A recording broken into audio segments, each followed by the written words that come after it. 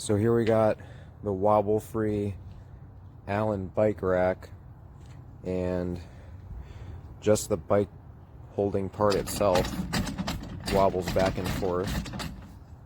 But the worst part is that even with this wobble-free bolt installed at the bottom, it's got this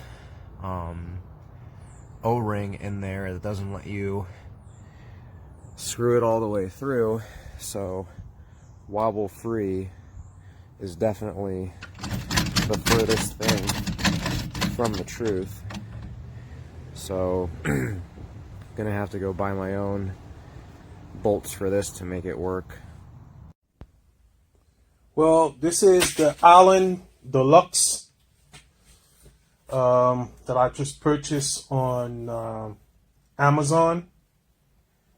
And unfortunately, I'm kind of disappointed because of this. See, this thing here, every time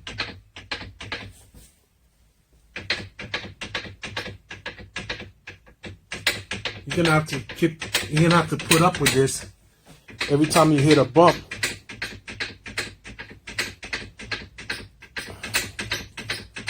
So I don't know. I may return this thing.